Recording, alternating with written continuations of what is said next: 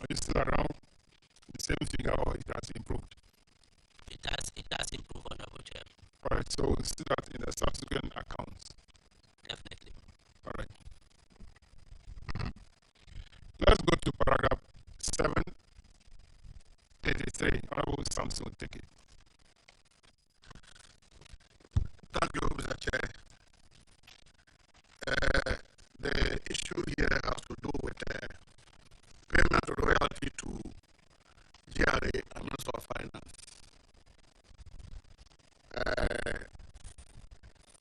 According to auditors, an amount of 223 million be paid as from the mining company to Ghana Revenue Authority, and 227 million plus 27 years. Paid to Minister of Finance and Ghana Revenue Authority. Can you just explain this to us? Because they don't have, how can, because I know the GRA also to royalties as tax, which goes to consolidated fund. How can it happen? Thank you, Honorable Chair. Honorable Chair, I believe the reason was more because most of the mining companies at the time MIF was set up were not too conversant with the MIF law, especially since we started operation around 2019-2020. So quite a number of them were still paying into the already established accounts, which was the GRA accounts. But since then, we've been able to rectify the situation. We are constantly on reconciliation with the GRA to sort this. We still have just maybe less than 1% of them, especially the quarry operators in the hinterlands, who are still a bit ignorant on the act. So if Honorable Chair would recollect, we went through quite a bit of media blitz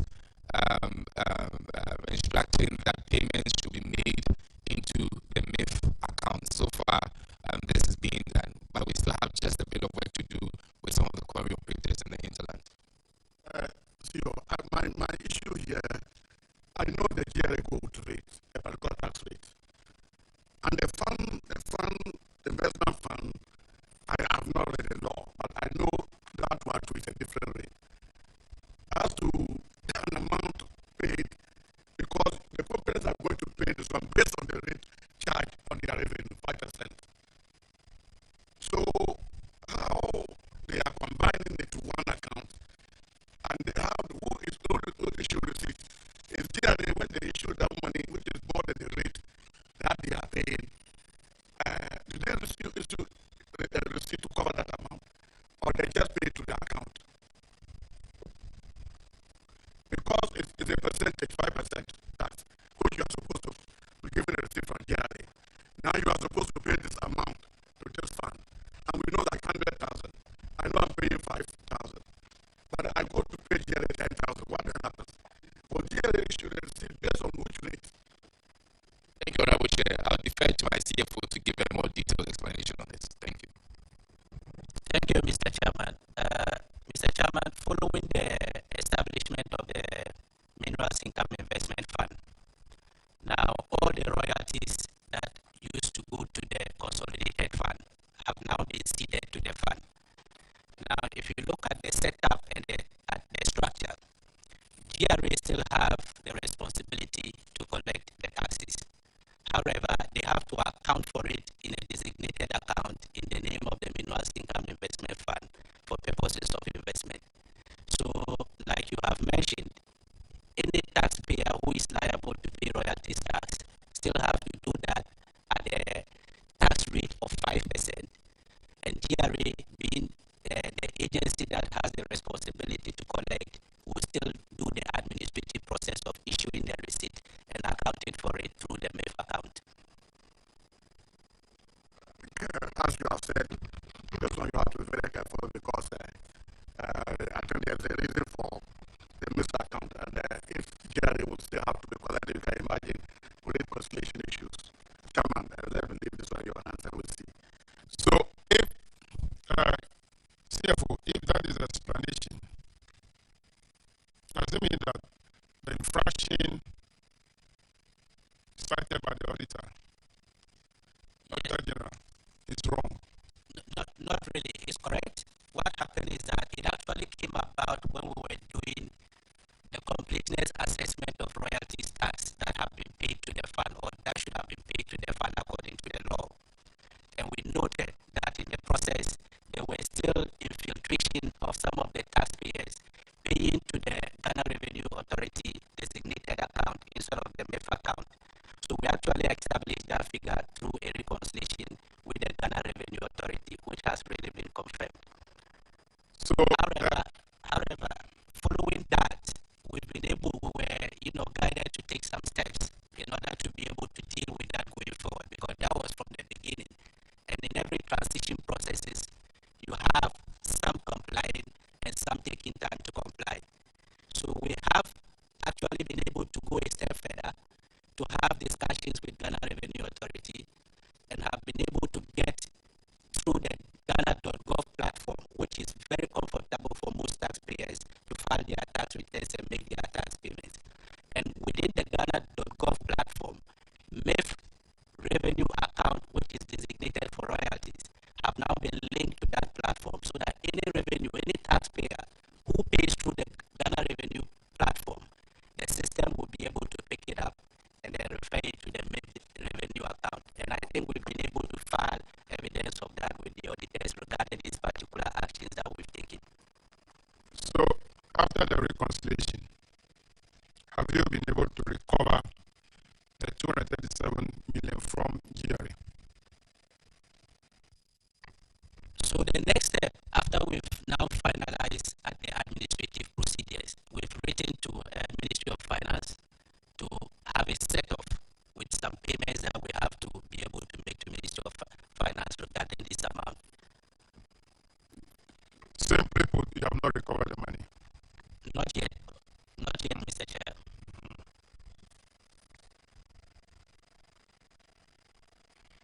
Auditors, are you aware of any correspondence between MIF and Ministry of Finance concerning a set-off?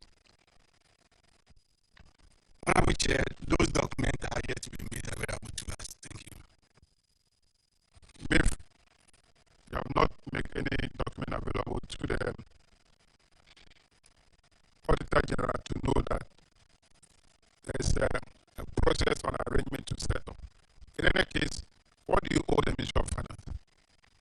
Actually, what we owe the Ministry of Finance has to do with the capping on the MDF 20% of the royalties that are assigned to MDF, Mineral Development Fund.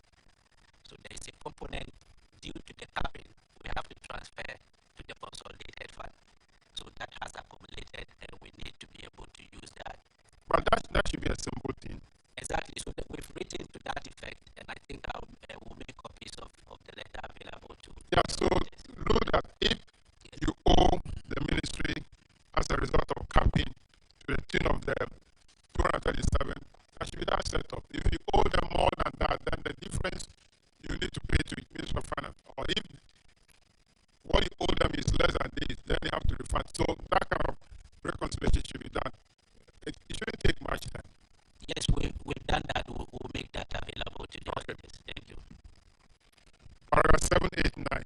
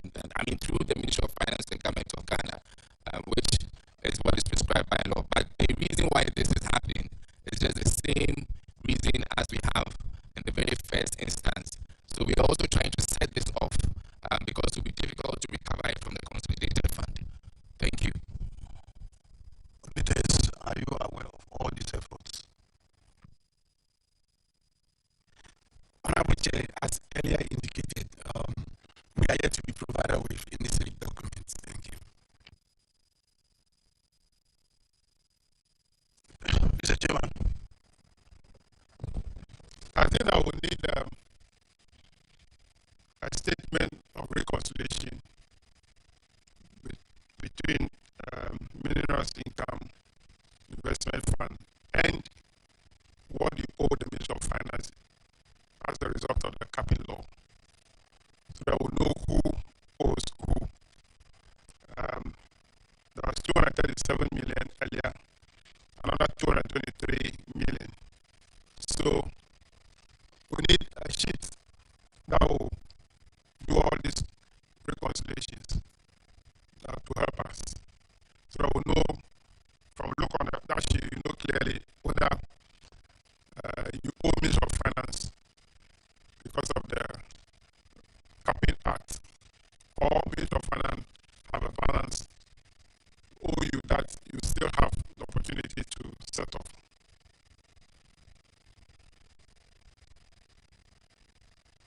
Paragraph 794, that one is about the Golden Star Bogosu that did not pay royalty amounting to $2.38 million.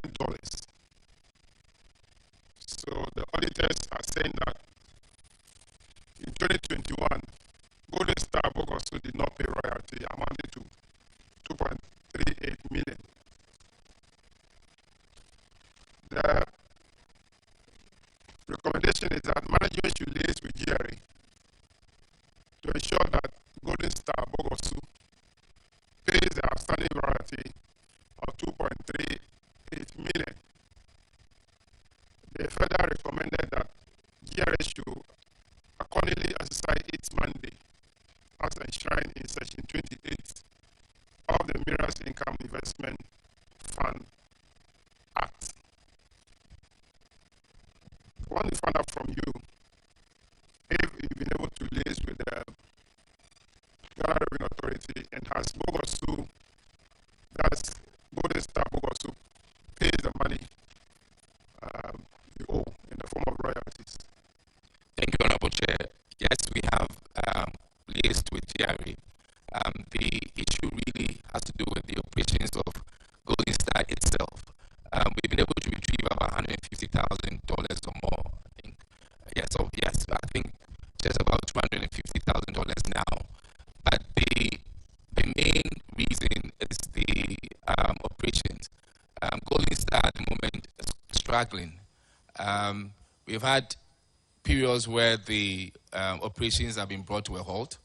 They are struggling with mining operations, and they are actually at a risk now as we speak of being shut down.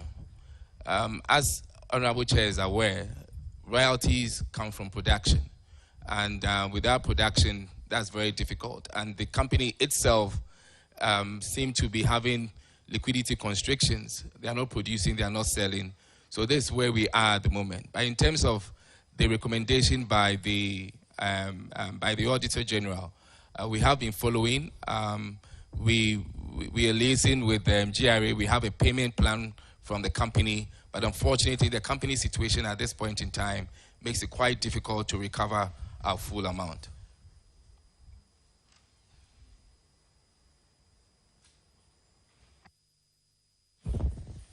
Auditors, can you confirm that 250,000 has been recovered? 150,000 for now, but as we speak, at the time, as we speak, they've made provisions for an additional 100,000 that will make it 250,000. So the 150,000 at the point of reporting is what the company had made, and I believe the Auditor General has been informed. Thank you. Thank you very much, Mr. Chair. I'm at a loss as to why you are talking about the company not performing, and for that matter, the money should not be paid. It's simple 10% on the revenue. And they made the revenue. You made the revenue for a particular year, you are paying 10%. You make whichever amount, you are paying 10%. They made the revenue. They are supposed to pay the money. It's not paid in RS. So what makes it very difficult for them to pay the money? But the money has been made. It's not like it's paid on income.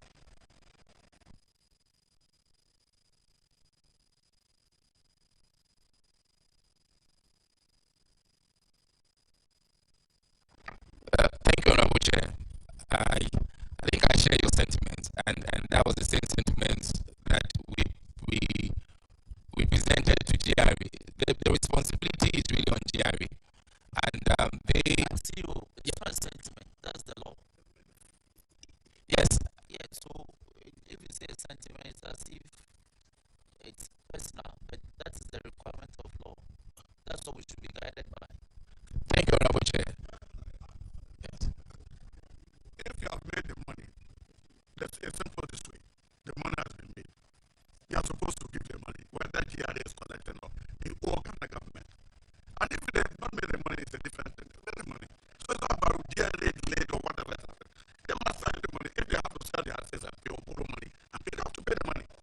They pay the money. If you have to start to chop government money, you can't say that your operations are no more, you are struggling. And they're like that. I'm surprised you are even talking about they are struggling, they are trying to shut down. That is immaterial to us. They are spending government money. We need the money. Period. Thank you, Honorable Chair. And I was alluding to it before. So the GRA has conducted a tax audit, and this is what we are following up on. And this audit is where the payment of $150,000 have been made. We're using every possible means, including legal means, to get our monies back. And if we have to take the turn of taking a legal action and making sure that we have the access to the company and Kumbet will do so. At this point in time, we are working on GRA to see how we can get our monies out. Thank you. Why do you think you will do that? When we should we expect the money? We need the money. So when? Honorable Chair, it will be very difficult to give a timeline, as I had mentioned. It's not about you said you are working on it. Whether to so give us some timeline. Give us within 2 or 3 months or 3 weeks. Yes, but this will be difficult. Yes, Honorable Chair, I understand. But this will be difficult for us to give a timeline because GRA is working on it. As we had mentioned earlier, GRA is responsible for collecting the taxes, not Minerals Income Investment Fund. But we are supporting GRA because it's important for us to grow the sovereign wealth fund.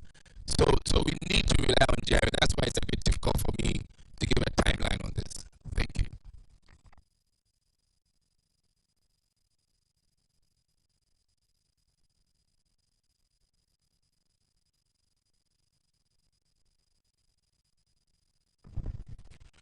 So, as the fund, yours is to sit down and wait for GRA to give you a check or inform you that, oh, so much has been paid to your account.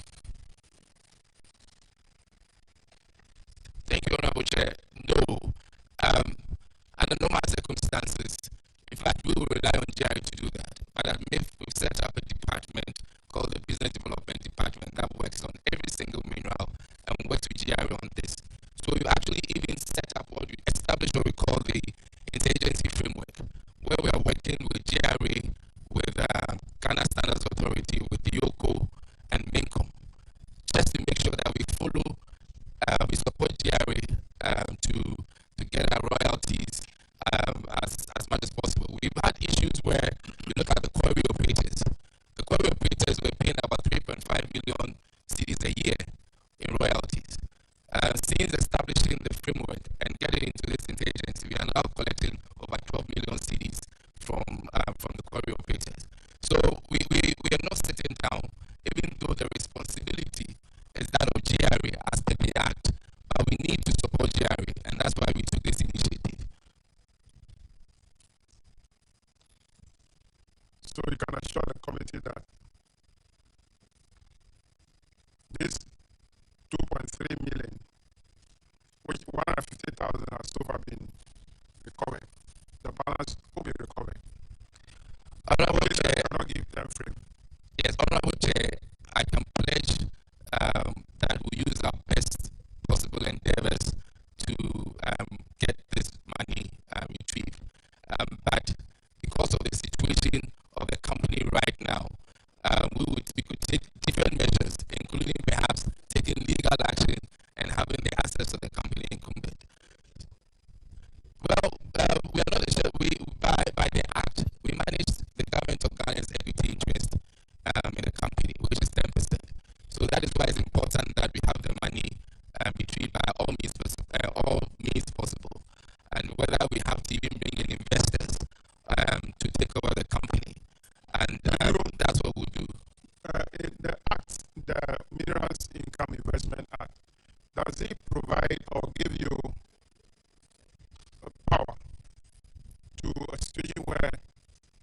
failure on part of the company to pay the royalties to fall on their assets in order to recover your any royalty that they owe, you continue to recover the money. Thank you, Honorable Chair. Honorable Roxon. Yes, CEO, I heard you say that payment of royalties is based on operations. No, Honorable Chair. I said it has production. Yes, but that's not what the law says. The law in Section 28 is very clear. Once you are a leaseholder, you are mandated in law under Section 28, particularly in subsection 3, to pay royalties. Thank you, Honorable Chair. I'll be grateful if reference to yes. Chairman, with your permission, if I may read Section 28, payment of mineral royalties. Subsection 1, mineral royalties shall be assessed, collected, and accounted for by the Ghana Revenue Authority in accordance with law and applicable minerals investment agreements. 2, the mineral royalties assessed as due from a mining company in each month, including any payments due for the late payment of mineral royalties, calculated in accordance with the applicable law or any agreement between the relevant mining company and the Republic, shall be paid by the relevant mining company by direct transfer into the fund. 3, the mining company making the payment under subsection 2 shall immediately notify the Ghana Revenue Authority and the fund in writing of the payment. So clearly, if you look at the next infraction, the auditors have flagged the fact that some leaseholders have refused to pay royalties, and they've listed them. It is not based on operations. Thank you, Honorable Chair. Again, with reference to the Act, the assessment of royalties is actually based on something, and that is actually based on the production level. So when the taxman goes in to check whether your royalties that you're supposed to pay, and this is the amount that you're supposed to pay, and you've not paid, they assess through your production levels. So if a mine is not producing, so for example, at the time that Anglo Gold Ashanti was not operating for 3-4 years, they were not paying any royalties. So the taxman has to assess those royalties on the back of certain figures, and that's production. And that's what we're referring to, sir. Thank you. All right. So the assessment portion is based on what quantity you have produced. Yes, Honorable Chair. If it's a percentage, then they just multiply it by that percentage. Thank you. All right.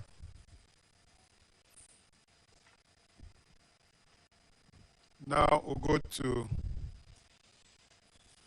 paragraph 800. Roxon. Chairman, thank you for giving me the opportunity to clarify this matter. Now, the case of the auditors is that pursuant to Section 28 of the Minerals Income Investment Fund Act, 2018 Act 978, which provides that mineral royalties shall be assessed, collected, and accounted for by the Ghana Revenue Authority in accordance with the applicable minerals investment agreement. The auditors have determined that some mining companies or some mining leaseholders, that's how they describe them, have failed to pay royalties to you, and they provided a table about 6 companies in all that have refused to make these payments. And the recommendation is very clear: is for management to take steps to recover this money from the companies listed above. Have you complied with the recommendations by making recovery? Thank you, Honorable. What's unfortunate is that the auditors have not been able to state the amount due, perhaps because they don't have the access figures, but they've stated the companies and the period for which this money is fell due. Thank you, Honorable Chair. I'll let my CFO respond to this. Thank you, Mr. Chairman.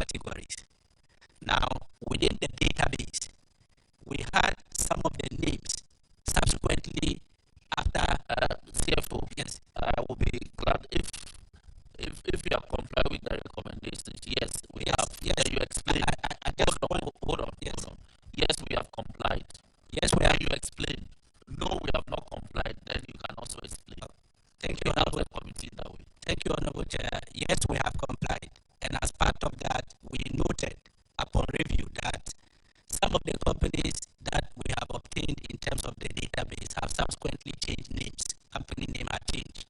For instance, if you look at a company like Noble Gold, which we had in our database, it's now called Mason. If you have a company like Adamus, we had in our database called Akanko Mine. So some of these changing names, however, most of these companies are already in our database of royalty paying entities. The only two that we had to do a follow-up on in order to do some recoveries had to do with Akruma Gold and then Nawara Company Limited.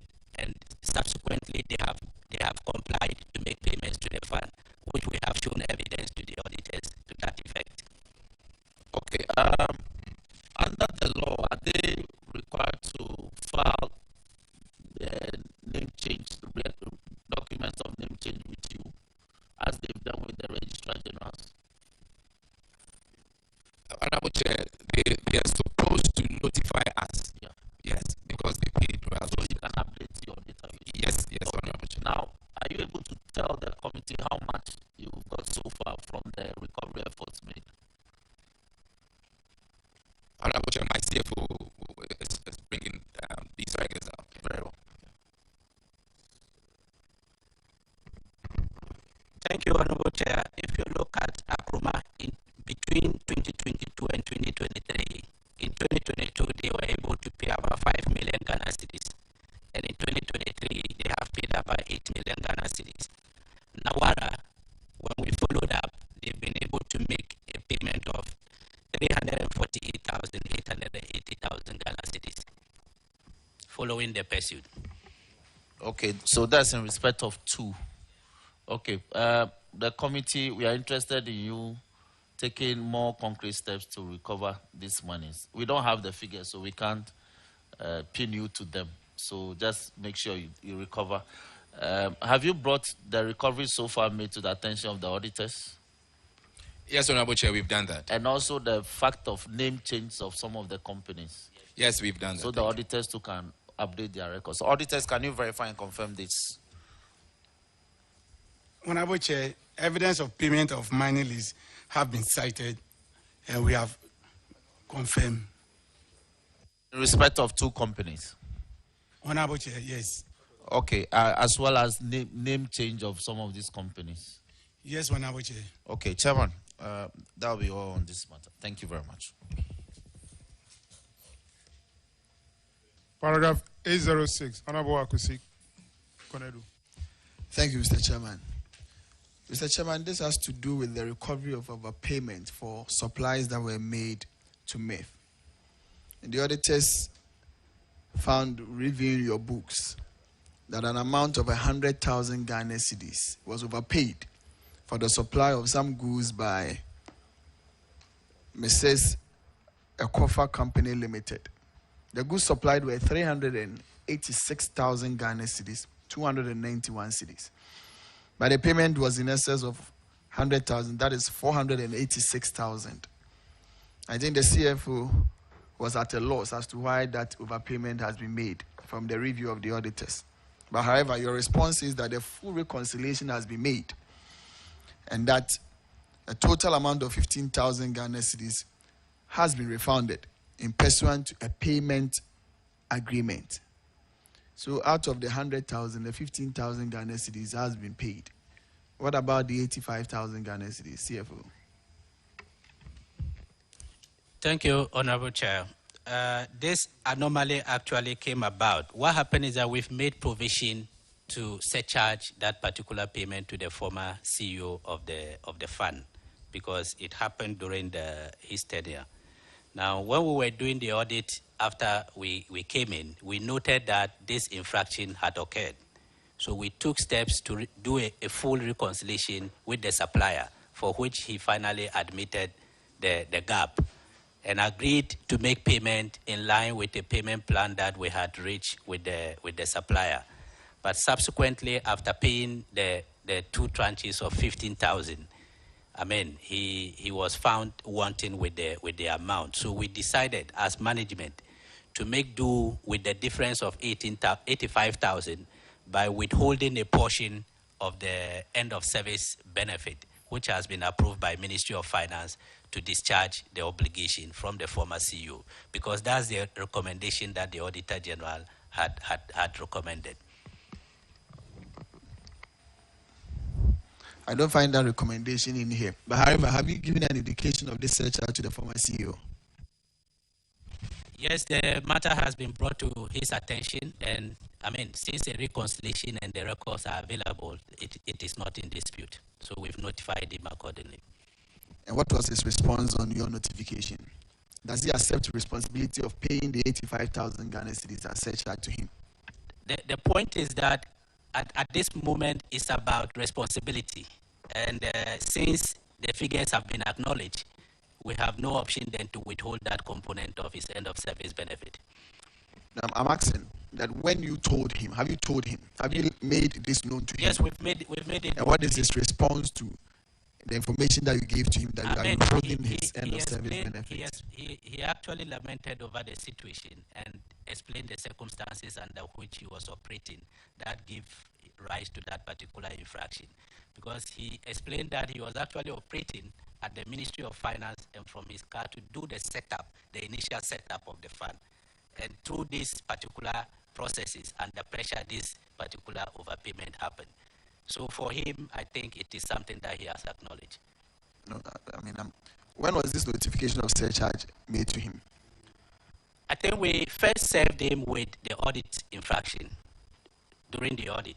When? This was done in 2021, August.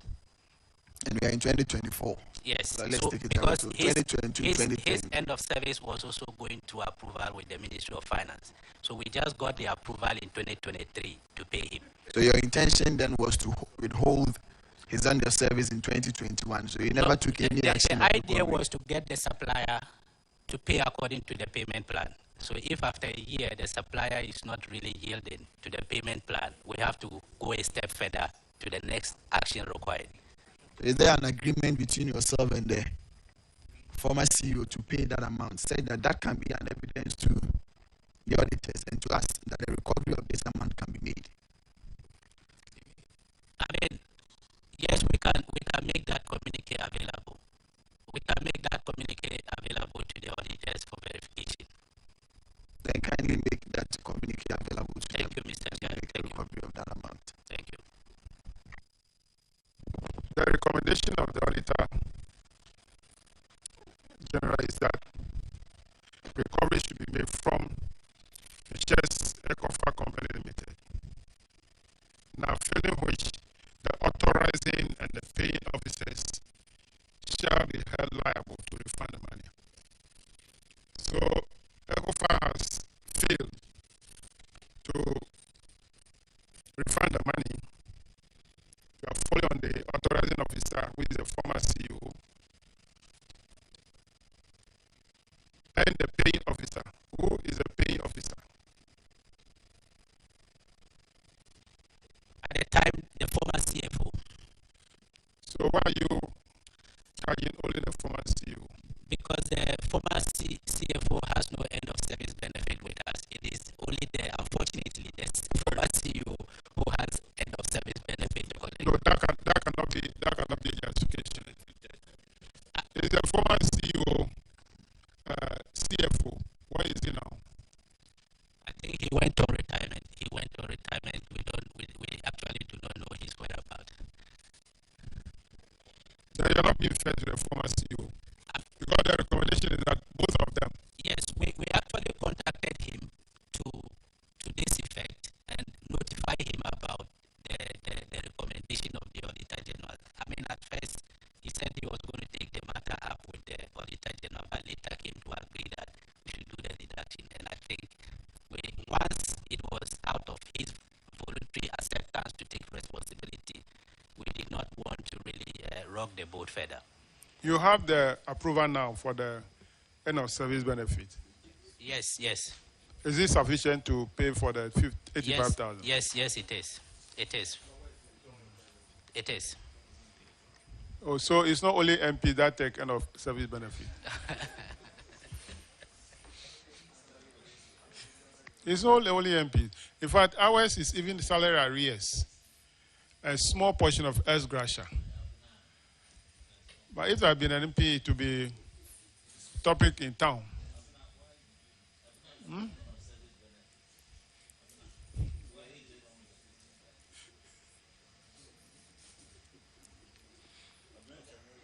All right.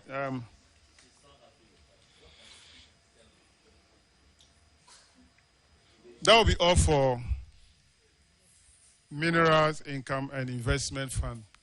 But there is a public interest question. Honorable Yusuf. Chairman, I'm very grateful. Chairman, the question is 1 and 2.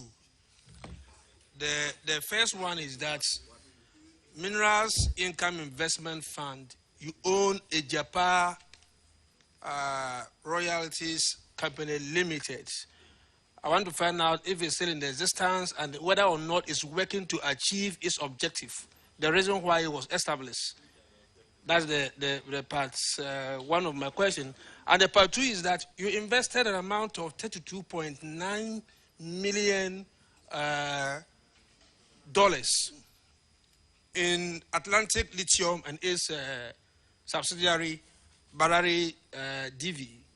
I want to find out whether this was a decision at your board level or at the ministerial level. Thank you. Thank you very much, Honorable Chair. In respect to Japan, which is a royalties company and fully owned by the Minerals Income Investment Fund, as honorable members are aware, this was put on hold. The main reason for Japan was to have the IPO done, both in England and Ghana. But for quite a number of factors or reasons, the president advised that this be put on hold. So Japan is on hold at the moment. We are not proceeding as of now. With regards to... no, a follow-up to that. Yes. Has the MIF made any investment or no expenses in relation to the setup of the Japan? Yes, Honorable Chair. Definitely, because this was an IPO, and as honorable members are aware, for every IPO, consultants, etc. come in. The establishment of an office in the United Kingdom and also in Ghana, etc., come into place. So there have been expenses. The whole idea was for MIF to be reimbursed after the IPO. But as the IPO is now suspended, until that suspension is lifted, we can't move on with Ijapa. How much have you spent so far in relation to Ijapa? I'll get the exact figure, but it should be circa, should be around 12 million. 12 million? Yes. Dollars? $12 million, right? $12 million. Okay. Yes. Which is hanging now? Yes, Honorable Chair. Okay. Continue with the second answer. So with regards to the Atlantic Lithium... before you continue with the second, just a follow-up to what Chairman said. You've spent $2 million United States dollars in establishing 12 million rather, in establishing 12 million, 2 million in establishing a Japan. Now the president has advised that we should suspend it, or you should suspend it. We didn't suspend it because we didn't establish anything. At the end of the day, if a Japan is not able to carry out its objects, will you consider that it would have incurred a loss, financial loss in this transaction? Thank you, Honorable Chair. Japan, the expense was towards an IPO. So it is important that the MIF and the Japan and even Ministry of Finance look at how we could even use the company, it being a royalties company, for other purposes. So the IPO, for such an extensive global IPO, usually such expenses have to be incurred for you to have an IPO. Unfortunately, in the investment bank, well, this is what happens. So it is up to us to look at how we strategize in using this as a royalties company. As honorable members may be aware, a lot of the time the royalties companies actually even make more money than the companies than the companies that are listed. So it was an opportunity, but again, we'll see how it goes. For us, we are not able to give a definite response to this because of the directions and from where the directions also came from. But I think it's an opportunity for us to use the royalties company. Honorable Chair, with regards to the lithium, we have been mandated to invest our royalties and dividend into the minerals sector and the minerals value chain, and as much as possible to garner value for Ghanaians and to increase our equity when it comes to mining companies. We consider, for MIF, we have quite a good number of expertise when it comes to these investments. We go through a process where we have an investment advisory committee headed by Mr. Dominic Edu, which includes the CEO of the Ghana Stock Exchange, includes the former managing director of Anglo Gold Ashanti, Dweprim, and includes the gentleman professor responsible for the national development. Then we have a very good board. So before we take a decision, it goes through all these processes. For lithium, we saw lithium. No, we'll come back to lithium. Yes, I was responding to but his question. The people you have enumerated, that must be a very solid team. Oh yes, it is, and they're a very solid team. Yes, in my opinion. Okay, my next question. Yes. Yes. So the decision to establish the AJAPA was a decision of Minerals Income Investment Fund, right?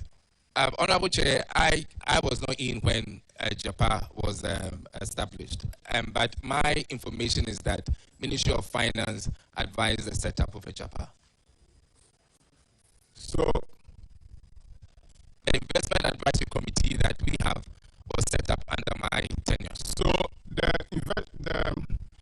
Minerals Income Investment Fund was instructed by Ministry of Finance to establish AJAPA. Did the fund do due diligence to know that this might be a very good investment before accepting the request from finance to go into this? My understanding, Honorable Chair, is that the Ministry of Finance procure the services of international consultants and companies and financial institutions that have done this before in the past, and that the advice provided was what the Ministry of Finance stood on. At the time, like I mentioned, I was not at the helm of affairs. No, I know you are not there. Yes. We just want to interrogate to see that.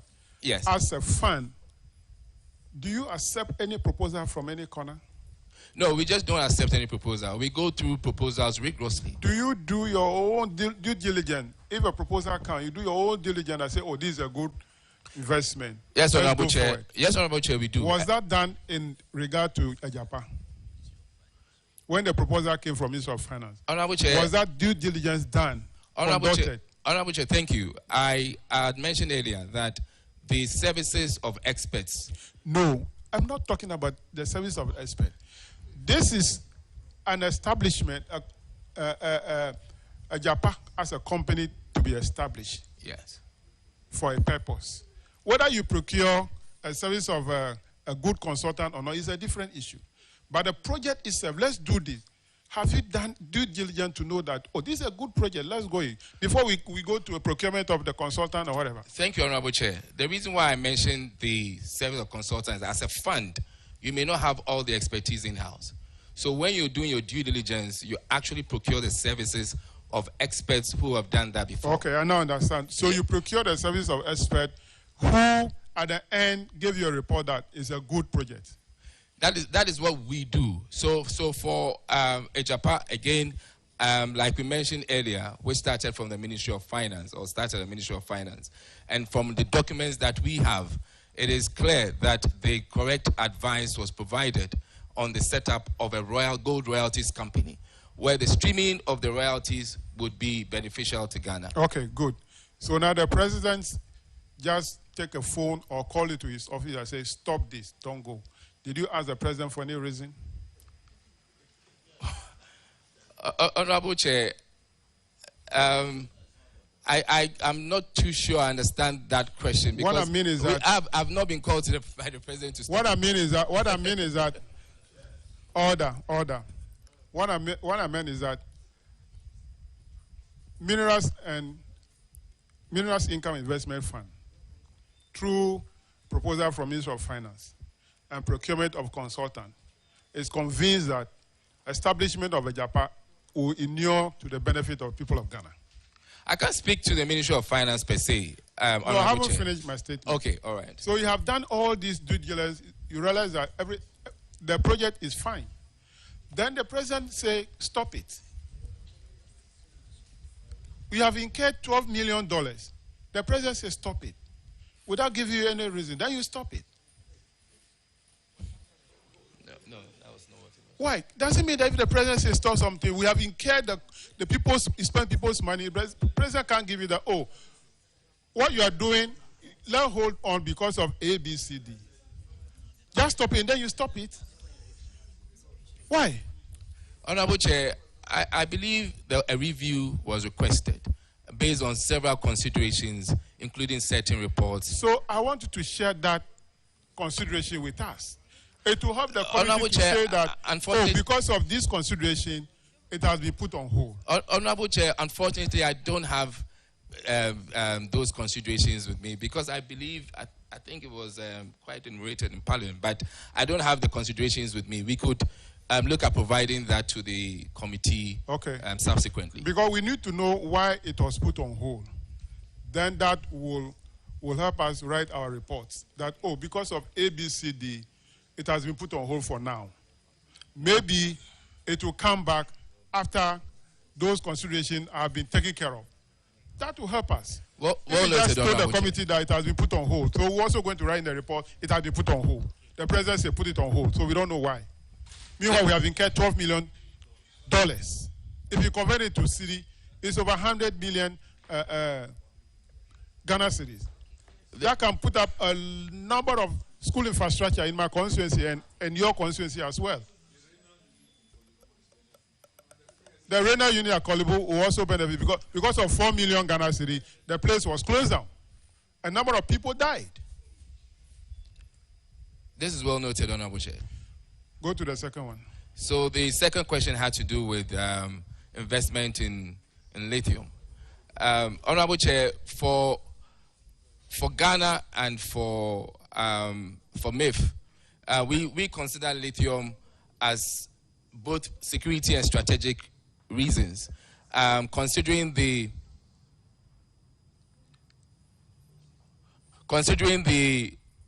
transition towards decarbonization. Lithium is an extremely important mineral, and I believe members may have seen that ABSA, for example, have stopped financing fossil fuels. So we see lithium as a mineral of the future. We see lithium as a mineral that is important for industrialization and in line with the decarbonization. So this is why we looked at investing in lithium, especially since it's been discovered in Ghana. Honorable Chair, I'd like to give an analogy where if you look at Akosombo Dam and you look at the fact that Akosombo Dam being the main source. I'm not interrupting, but we understand that that decision is good, okay? If you ask me, nobody is saying that lithium is not a precious mineral, and for that matter, Ghana should show interest. Nobody is doubting that. I asked a specific question. The decision was taken to invest this much, okay, into Atlantic Lithium and its subsidiary, Marari DB. And I'm asking, at what level was the decision taken? That's all that I'm asking for. Okay, thank you, Honorable Chair. I think maybe I might have gotten the question wrongly. My apologies. The decision process for MIF goes through from the investment division through ESCO, through the IAC, and through the board. When the board approves, following the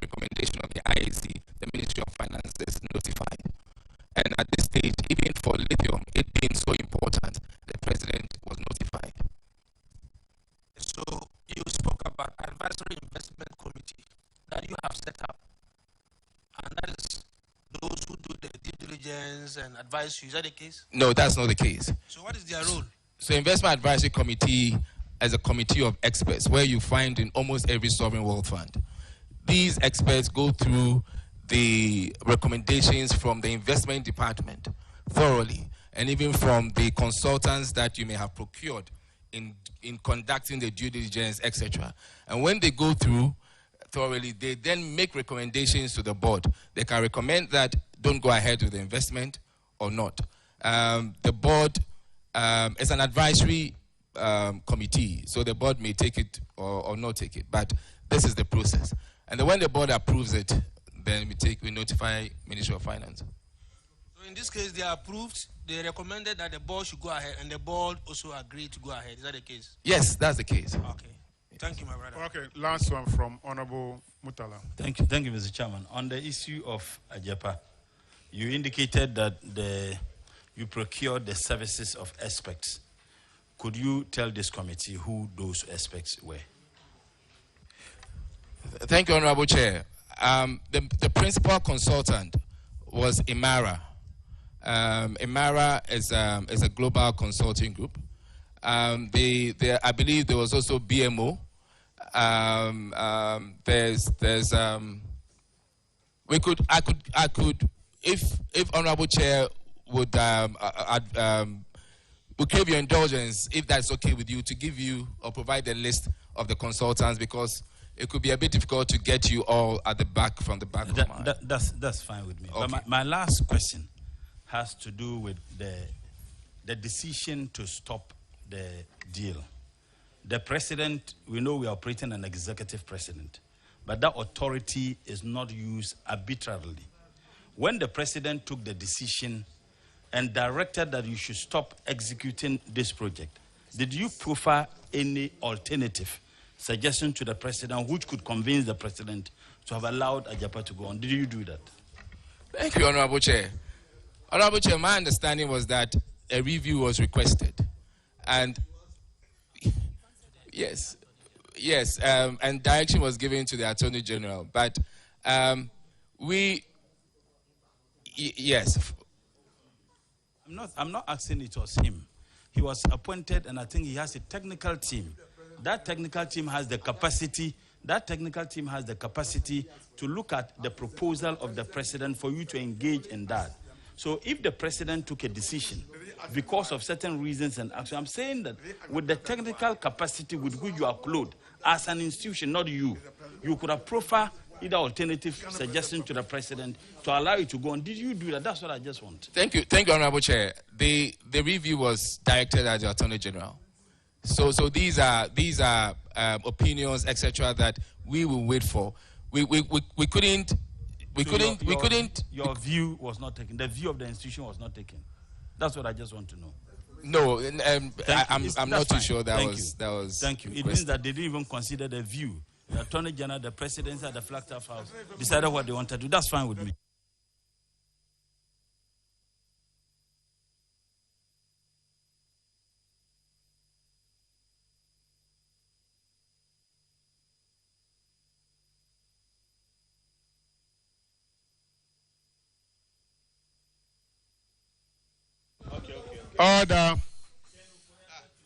Order.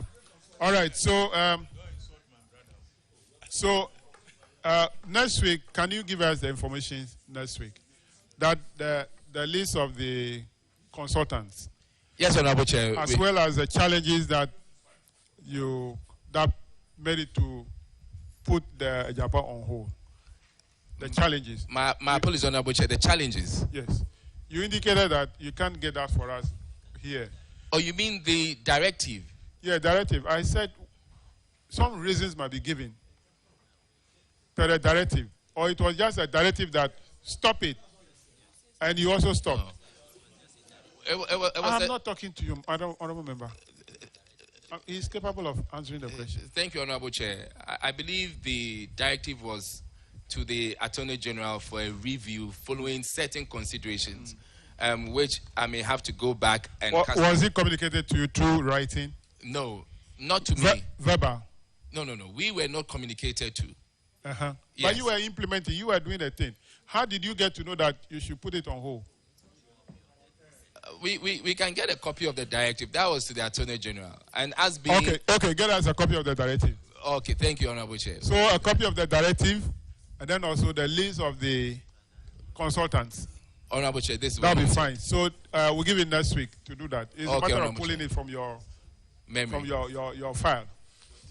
Thank you very much. That'll be all for you. You are discharged. Thank you, Honorable Chair. Thank you. Now let's have venture capital.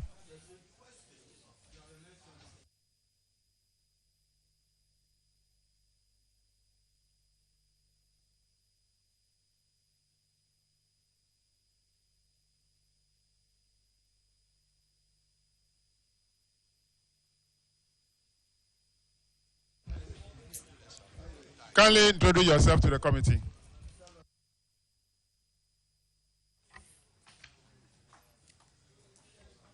Honorable Chair, my name is Yao Usubrimpon, CEO of Venture Capital Trust. Order.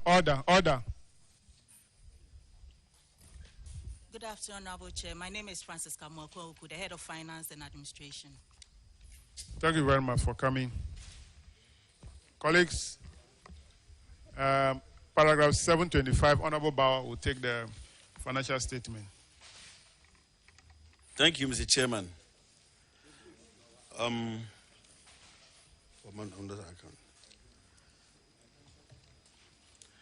Looking at your financial performance,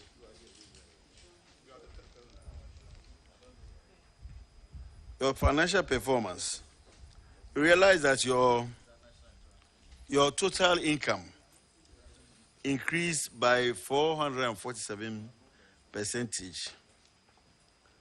So can you let us know, or what constituted, what caused this rise, say from 2021 to 2022, a 447% increase in your revenue? Honorable Chair, there was a one-off exchange gain from 16 million USD that we received as capital injection into Venture Capital Trust Fund. And between the time we received it and then we converted it to cedis, there was a gain of approximately 28.7 million Ghana cedis. That accounted for that significant increase in our income. Thank you. Okay. I also realized that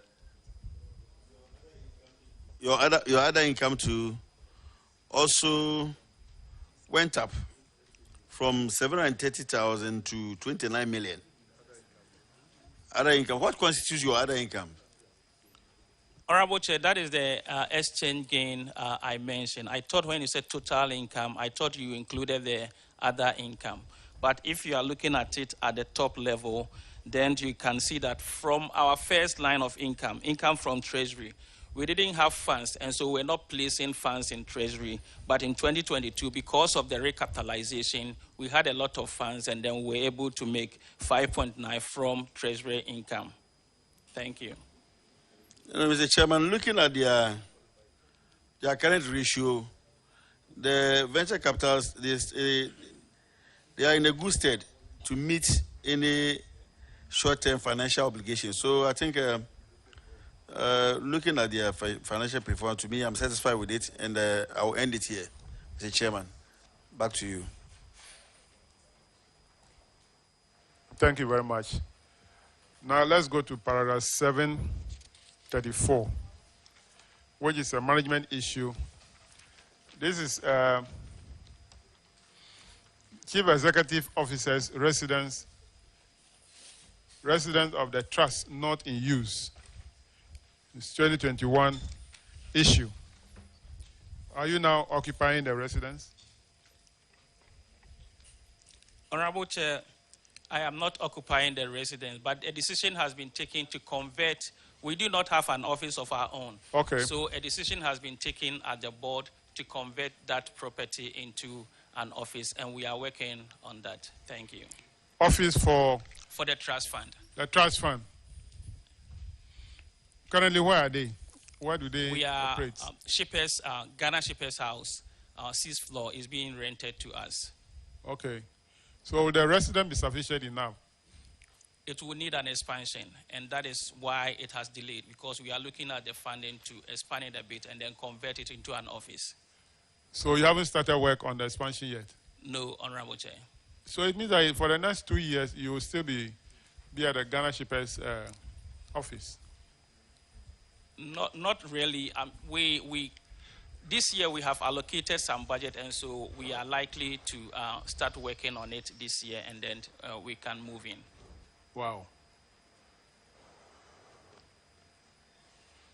Anyway, it's a decision. How can we confirm that you've taken that decision? Is there any board minutes or whatever? Yes, there is a board minutes for that. Auditors, can you confirm that you cited a board minute on that decision? Yeah, Honorable Chair, we are aware that they are trying to convert the residency to an office, but particular details of a minute has not been given to us. We are aware. Okay, kindly provide auditors with evidence. Thank you.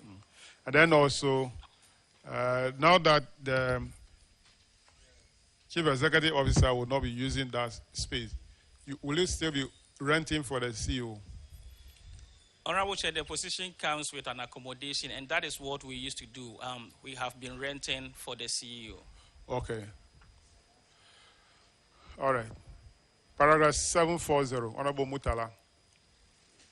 Okay. Thank you, Mr. Chairman. Mr. Chairman, the infraction has to do with overdue receivable amounting to 853,100 Ghana cedis, which was paid to one Nana Kwame Duse for the purposes of purchasing a parcel of land for the fund. The land was not provided. The monies have still not been provided. The auditor's recommendation is that you do everything possible to retrieve the money, even though you indicated that the matter is with the Yoko. I would love to know how far you have gone with the retrieval of it as far as Yoko is concerned. Honorable Chair, we are waiting for the outcome of the investigation from Yoko to be able to move on with that case. When was the last time you had any communication with Yoko on this matter? November last year, but it wasn't a written communication. There have been two other issues, or two issues that Yoko is pursuing on behalf of Venture Capital Trust Fund. November last year, you are Yes, aware please. you are supposed to appear before this committee, and you are aware that this matter is one of the matter you'll be, looking at. Didn't it occur to you that you needed to communicate with them to find out how far they have gone with the investigation? Honorable Chair, the answer from Yoko has always been that they have to finish with the first case with them before they will handle our second case. So that has always been the answer from them. So in the scale of things, this one is not an important thing. It is important, but they are saying according to their schedule, they have to finish with the first one, because with the first one, we are talking about they retrieving an amount of about 20 million Ghana cedis for us, and they have given priority to that one. Well, Mr. Chairman.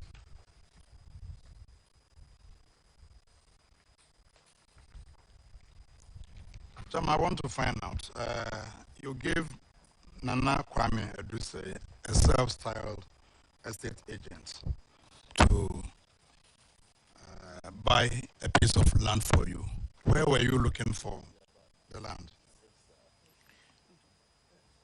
Honorable Chair, that land is located at Ridge. At Ridge. And the money was not for him to look for a land for us. The trust decided to buy a land from SIC Financial Services Limited, and the documentation was being delayed. SIC Financial Services Limited acquired the land from Bethany Church, which belonged to the father of Nana Kwame. So at a point in time, Nana Kwame approved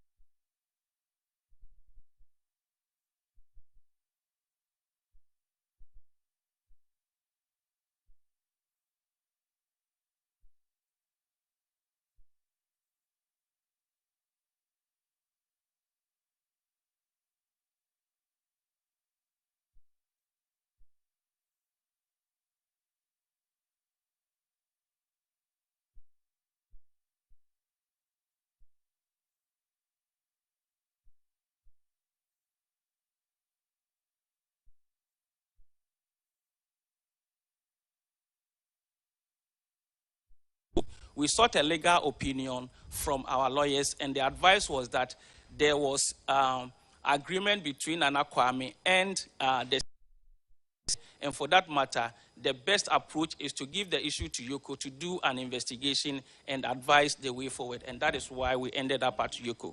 Did you say that the 853,100 Ghana cedis was not for the payment of any land? Because what I have here, if you check paragraph 741, it says that we noted, that is the auditors, that the management was unable to recover an amount of 853,100 Ghana cedis paid to Nana Kwame Edusei in 2013 as a deposit for land the trust fund intended to acquire. So you seem to be telling us something different. Because what the auditors have captured here, that money, the 853,100 Ghana cedis, was paid as a deposit for the purposes of acquiring land. It was part of the payment for the land, but that aspect of it that was given to him, because they had already paid. So when you say that it was not for the payment of the land, it contradicts what we have here. If you had indicated it was that, part of it. Okay, Let me put it that way. Thank you.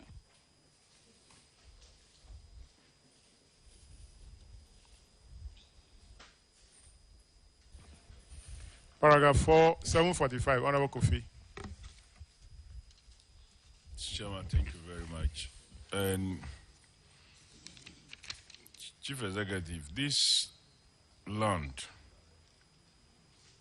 that has been encroached upon, is it the same land we are talking about here earlier? Yes, Honorable Chair.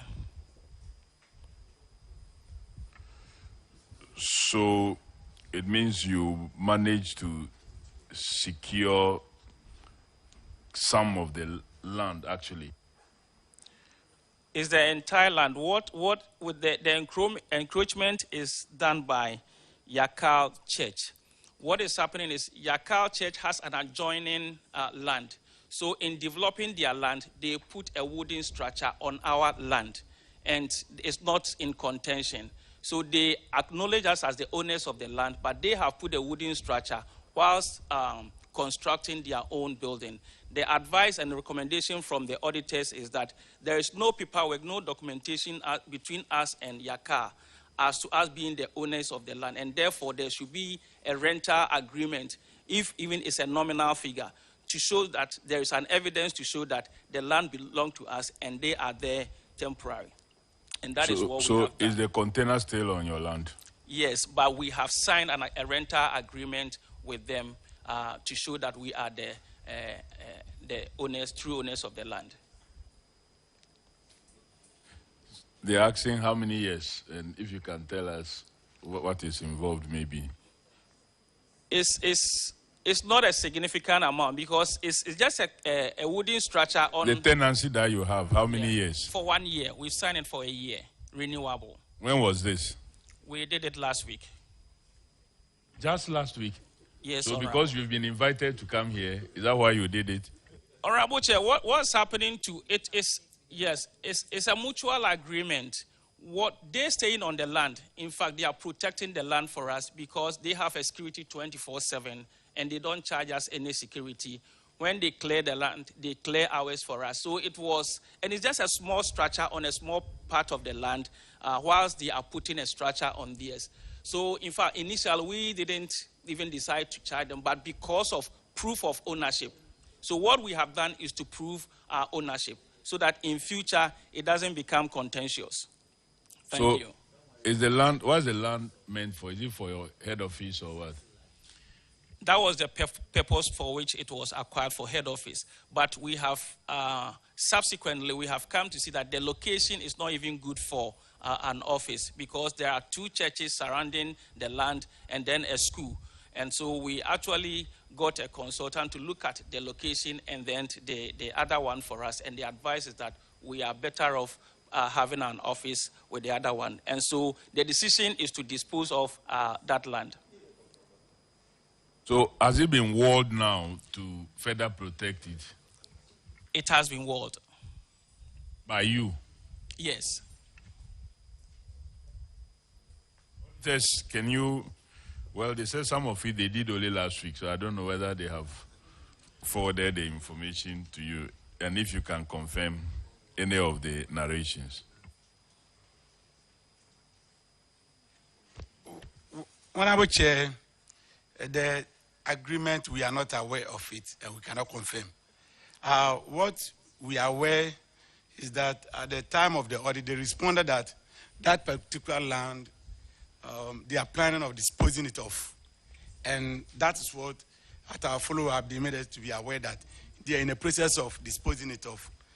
As to fencing, maybe we have to go back and see whether they've done that. Thank you.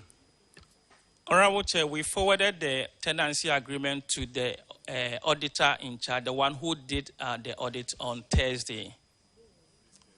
Yes. Okay.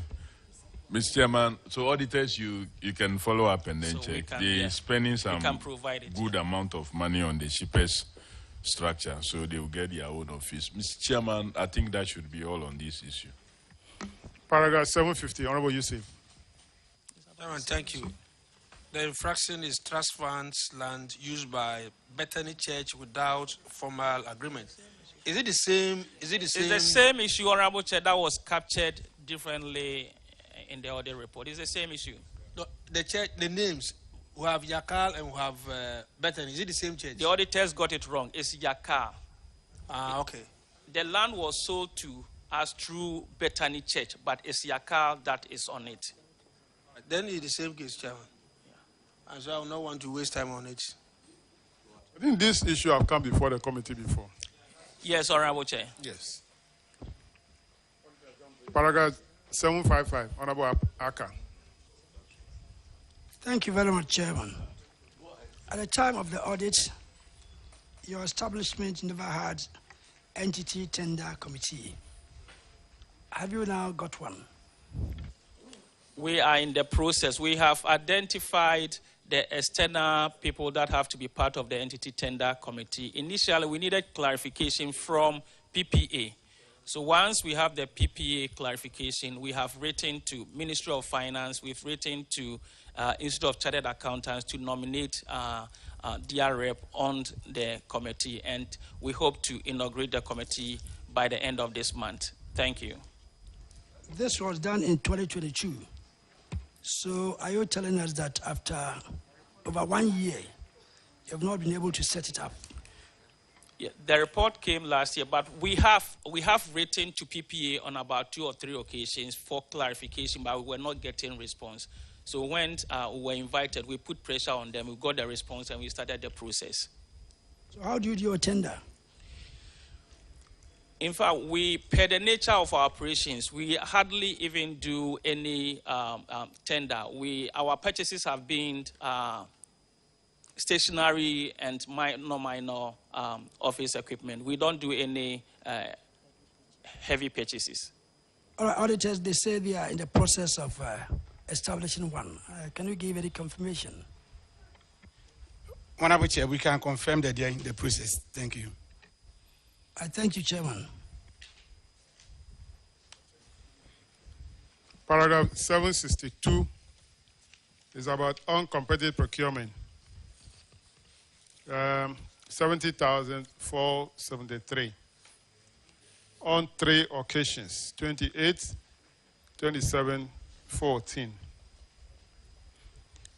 I want to find out from you if you've been complying with the procurement law now. Honorable Chair, we have been compliant with the procurement law per the recommendation of the auditors. Auditors, can you confirm that your subsequent audits,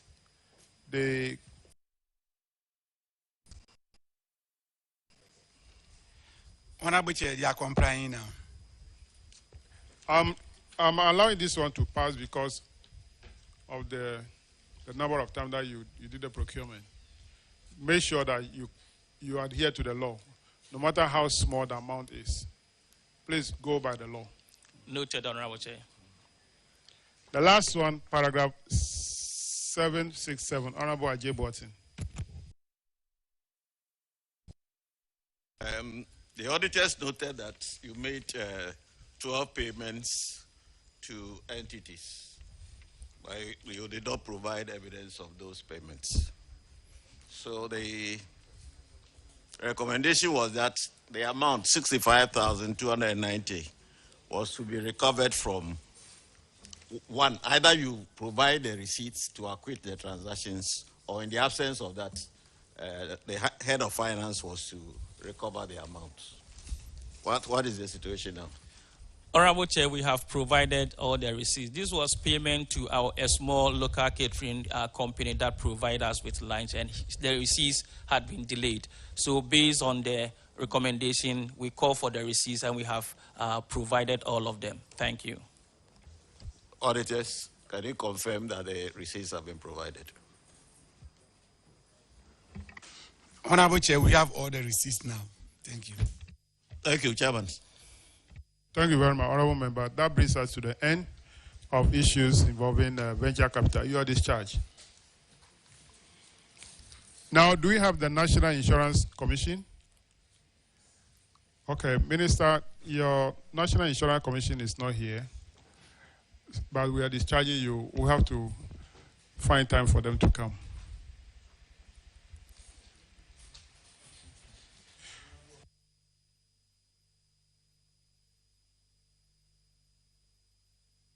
Honorable members, that brings us to the end of the public hearing for today. Tomorrow, we are expecting Minister of Education, where our universities will be appearing. On that note, the committee hearing, public hearing, is adjourned to tomorrow at 9 o'clock in the forenoon.